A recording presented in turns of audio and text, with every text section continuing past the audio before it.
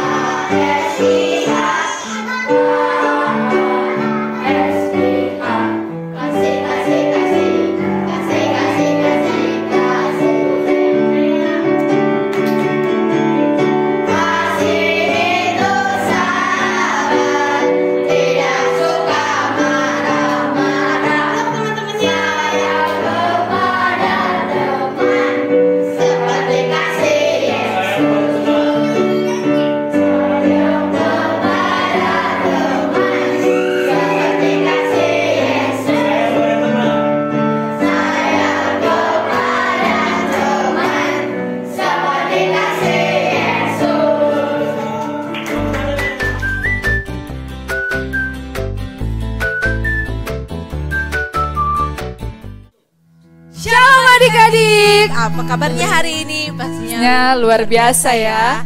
Oke adik-adik, saat ini kita akan memuji dan menyembah Tuhan. Tapi sebelumnya kakak mau menyampaikan peraturan yang ada selama ibadah. Yang pertama ada apa Kak Ker? Yang pertama jangan makan sementara ibadah berlangsung Kak Jen. Betul, jadi selama ibadah supaya fokus teman-teman. Ya benar sekali. Yang kedua berpakaian yang rapi selama ibadah. Yang ketiga Kak Karen apa? Yang ketiga jangan main gadget. Nah itu harus dia. Fokus teman-teman. Iya kita harus fokus semua adik-adik dimanapun adik-adik berada. Dan yang keempat kita harus fokus untuk menyembah dan memuji Tuhan hari ini.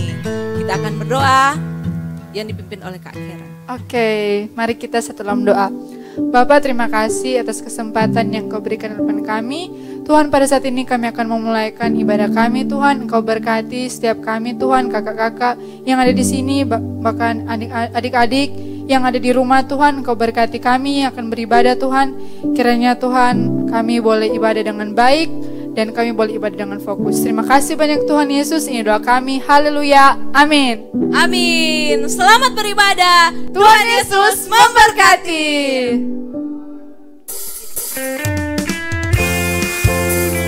Haleluya. Hari ini kita memuji Tuhan karena kita adalah anak-anak raja. Mari kita katakan, aku anak raja, engkau anak raja, kita semua anak raja. Aku anak raja, engkau anak raja, kita semua anak raja. Sekali lagi katakan, aku anak raja, engkau anak raja, kita semua anak raja. Aku anak raja, engkau anak raja, kita semua anak raja. Haleluya. Haleluya, puji Tuhan. Haleluya, puji Tuhan. Haleluya, puji Tuhan. Haleluya. Haleluya, puji Tuhan. Haleluya, puji Tuhan. Haleluya, puji Tuhan. Haleluya. Sekali lagi kita katakan, aku anak raja. Aku anak raja, engkau anak raja, kita semua anak raja. Aku anak raja, engkau anak raja, kita semua anak raja. Haleluya, puji Tuhan. Haleluya, puji Tuhan. Haleluya, puji Tuhan. Haleluya. Haleluya, puji Tuhan. Haleluya, puji Tuhan. Haleluya, puji Tuhan. Haleluya. Haleluya, puji Tuhan. Haleluya, puji Tuhan. Haleluya, puji Tuhan. Haleluya. Haleluya, puji Tuhan. Haleluya, puji Tuhan. Haleluya, puji Tuhan. Haleluya. Berikan tepuk tangan untuk Tuhan Yesus. Haleluya. Berikan sorak-sorak yang terbaik untuk Tuhan Yesus. Masih semangat semuanya? Semangat. Kita percaya Tuhan Yesus ada di antara kita semua pagi hari ini.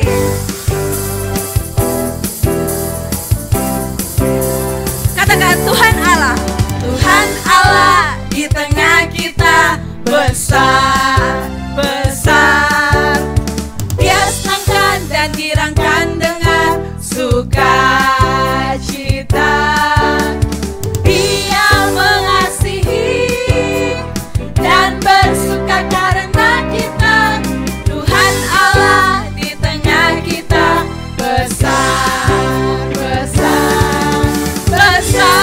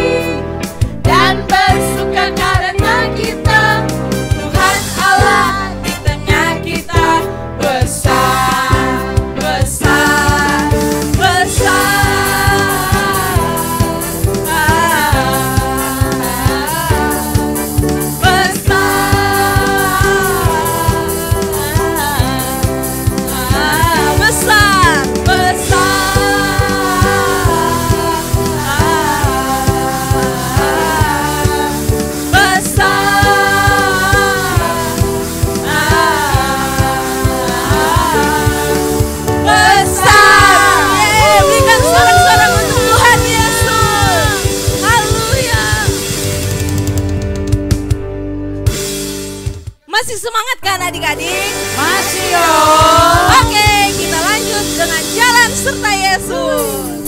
Sambil bertepuk tangan. Mana senyumnya?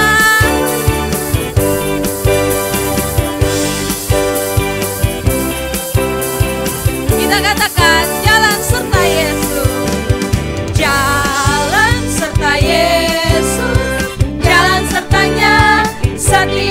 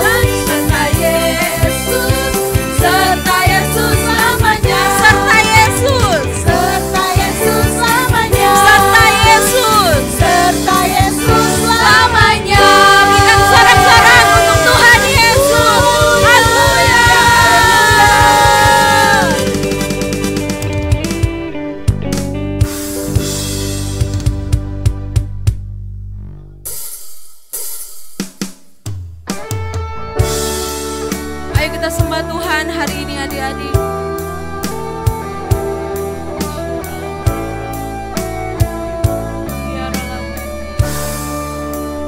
Katakan penuhi hatiku dengan hadir-Mu. Ku rindu ya Tuhan, ku rindu memandang wajah-Mu oh Tuhan, di dalam kekudusan-Mu. Bawa kami dekat, bawaku dekat dalam hati-Mu Tuhan, dalam hati-Mu. Kami rindu ya Tuhan, ku rindu mendengar suara-Mu oh Tuhan, di tempat kudus, tempat kudus-Mu sekarang. Ku rasakan kasih-Mu dan indahnya kekudusan-Mu, penuhi dengan kasih-Mu. Diam di hadirat-Mu, diam di hadirat-Mu. Mengangkat tanganku, ku mengangkat tanganku, dan ku bersyukur menyembah-Mu, penuhi dengan kasih-Mu. Diam di hadirat-Mu. Ayo adik-adik, kita angkat pujian ini dari awal. Katakan penuhi hatiku, penuhi hatiku dengan hadir-Mu. Ku rindu ya Tuhan, ku rindu memandang wajah-Mu oh Tuhan, di dalam kekudusan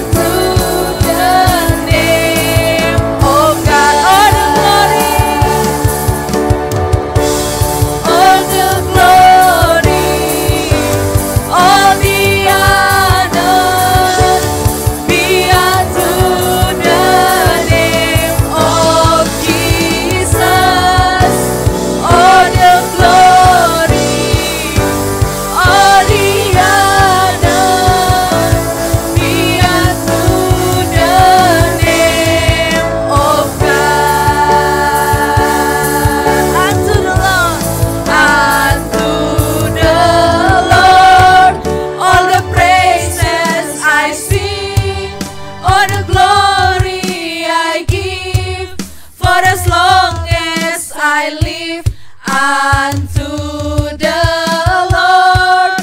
All the praises I sing, all the glory I give forevermore.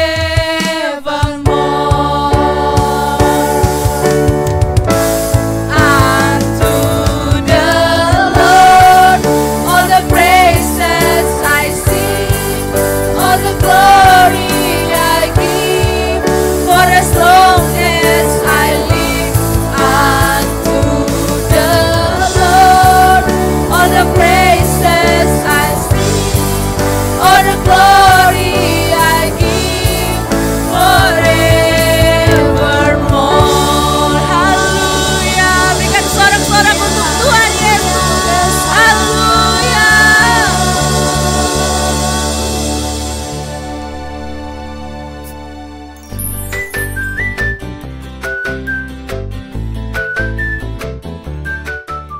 Shalom adik-adik sekolah minggu Rayon 1G. Senang banget nih Kak Kezia bisa lagi sharing sama kalian walaupun lewat online hari ini. Nah adik-adik, sebelum kita mendengarkan firman hari ini, mari sama-sama kita berdoa yuk. Bapak, terima kasih Bapak untuk kebaikan-Mu, terima kasih untuk anugerah-Mu Bapak. Engkau telah mengumpulkan kami lagi Tuhan, walaupun melalui online Tuhan, di sekolah minggu Rayon 1G ini Tuhan. Bapak, kami berdoa Bapak biar apa yang hamba sampaikan Tuhan boleh menjadi kekuatan, boleh menjadi rema untuk hidup adik-adik hamba Tuhan. Rayon 1G, sekolah minggu Rayon 1G Bapak. Berkati mereka Bapak, biar mereka terus jadi pelaku-pelaku firman-Mu Bapak. Bapak, biarlah kami Tuhan mengerti firman-Mu hari ini Bapak. Siapkan hati kami Bapak, hanya di dalam nama Tuhan Yesus. Haleluya, amin.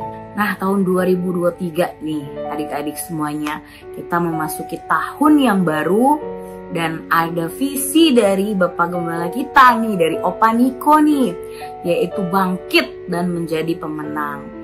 Nah, sejalan dengan visinya Opa Niko, hari ini Kak Kezia mau ngebahas tema kita hari ini, itu adalah bangkit, hidup baru, dan jadi pribadi yang baru. Nah, itu tema kita hari ini susah-susah gampang ya adik-adik ya untuk dilakuin, untuk kita semua bisa bangkit, untuk kita semua bisa hidup baru dan menjadi pribadi yang baru. Itu susah-susah gampang untuk kita lakuin. Tapi kita bisa lihat contoh dari kehidupan salah satu tokoh dalam Alkitab, yaitu kehidupannya Paulus. Siapa sih adik-adik yang gak mengenal Rasul Paulus?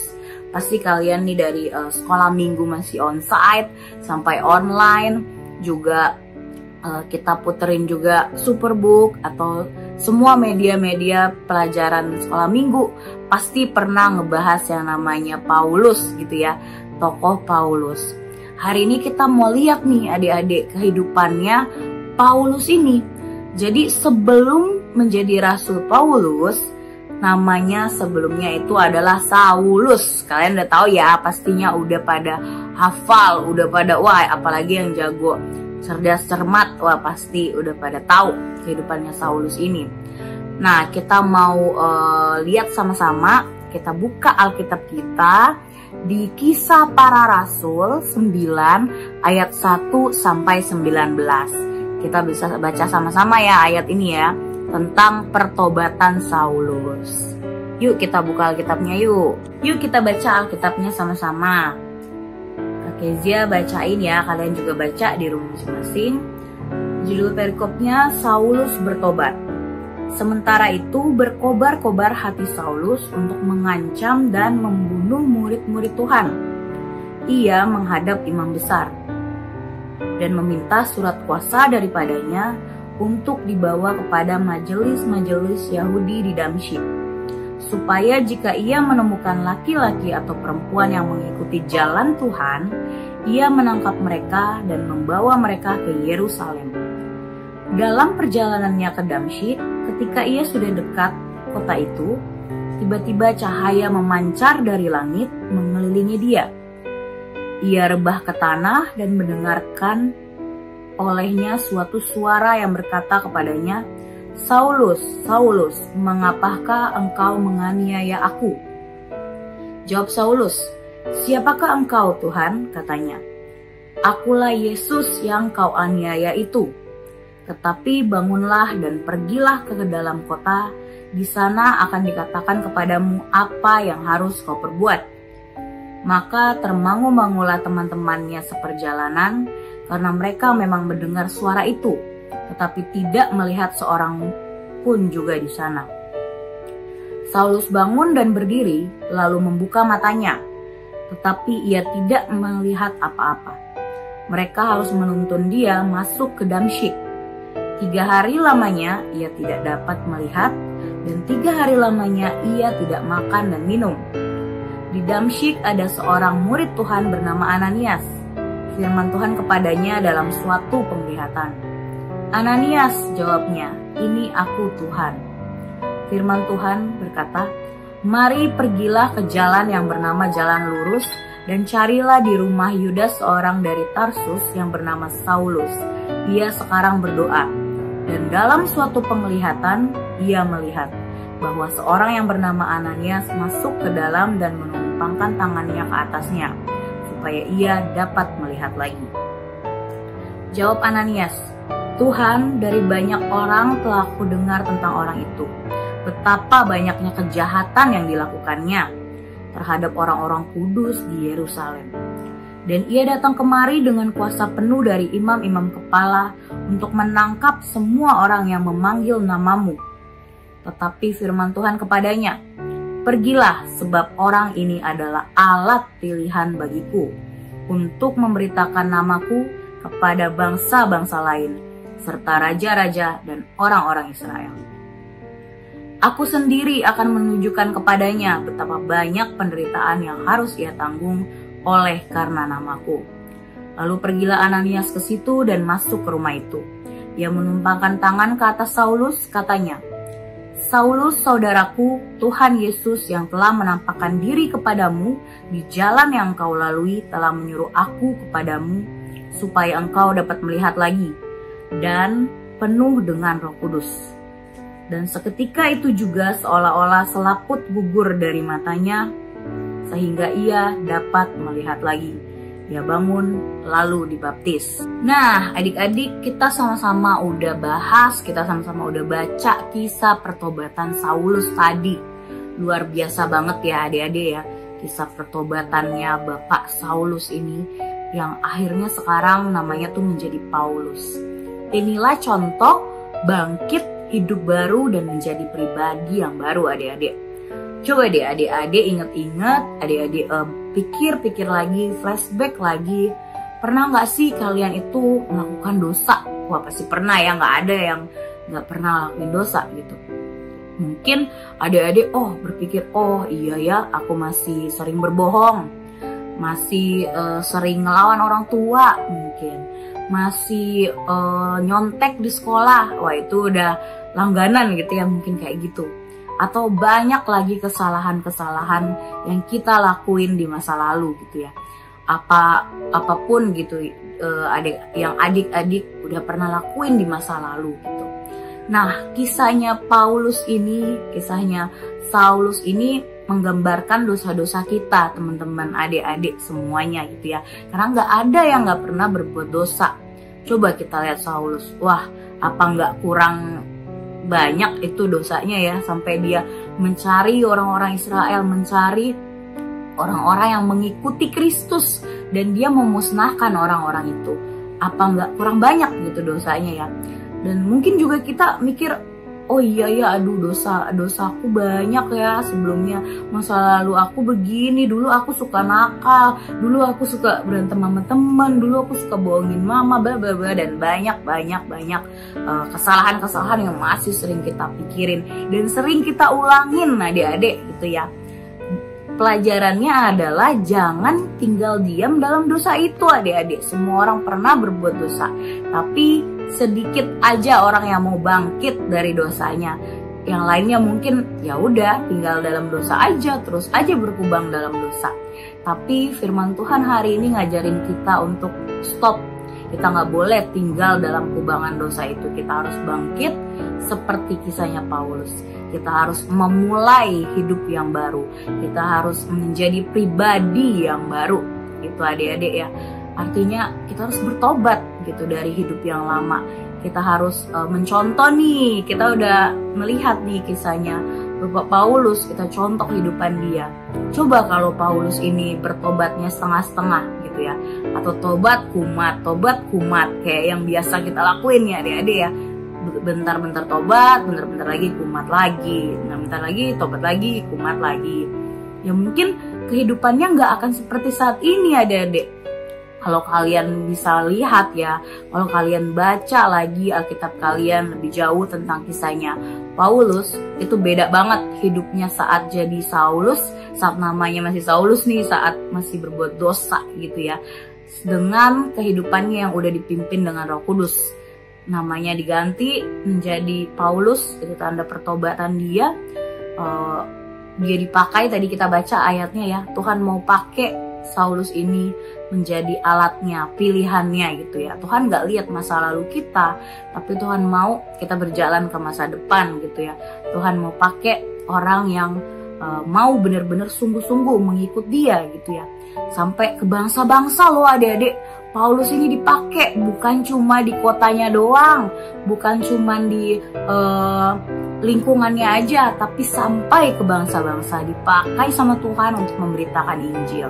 Kita juga mau ya adik-adik ya, dipakai sama Tuhan bukan cuma di rumah aja, bukan cuma di sekolah aja, bahkan sampai ke bangsa-bangsa kita mau dipakai Tuhan.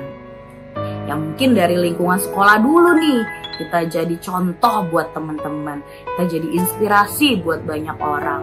Kayak Bapak Paulus ini. Sampai Bapak Paulus ini menuliskan surat-surat kepada jemaat loh. Dan dia membangun jemaat Tuhan.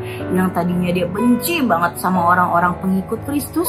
Sekarang dia malah menjadi gembala untuk orang-orang itu. Menjadi seseorang yang jadi inspirasi lah buat orang-orang itu. Menjadi guru juga untuk orang-orang itu. Untuk jemaat-jemaat itu. Dia mengajarkan hal-hal baik tentang firman Tuhan. Jadi bisa berubah 180 derajat nih adik-adik kisah hidupnya Bapak Paulus. Siapa nih yang mau mencontoh kisah hidupnya Bapak Paulus? Kita semua mau ya adik-adik ya. Kita mau untuk berubah. Kita mau untuk bangkit. Seperti visinya Opa Niko juga, kita harus bangkit gitu ya. Punya hidup yang baru dan jadi pribadi yang baru. Kita biarkan Roh Kudus untuk terus menuntun hidup kita adik-adik. Supaya hidup kita itu dipenuhi Roh Kudus, diberkati terus seperti Bapak Paulus.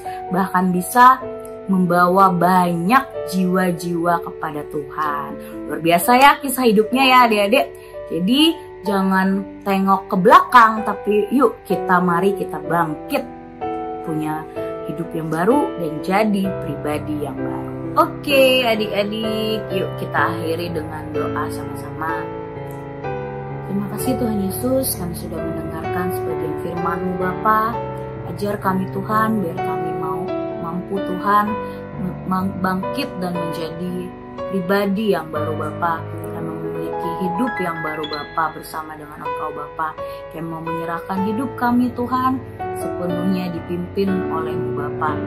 Terima kasih Tuhan Yesus, yang mau lebih sungguh-sungguh lagi Bapa, jadi generasi Yeremia-Mu Bapa yang gak hanya jadi pendengar firman Tuhan, gak hanya jadi pembaca firman, tapi kami mau selalu jadi pelaku-pelaku firman-Mu Bapa. Tuntun kehidupan setiap kami Bapa, berkati terus setiap kami Bapa, kami percaya penyertaan-Mu sempurna dalam kehidupan kami. Anak-anak sekolah minggu Bapa di Rayun 1G ini Bapa. Di dalam nama Tuhan Yesus kami sudah mengucap syukur dan berdoa. Haleluya. Amin. God bless you. Dadah.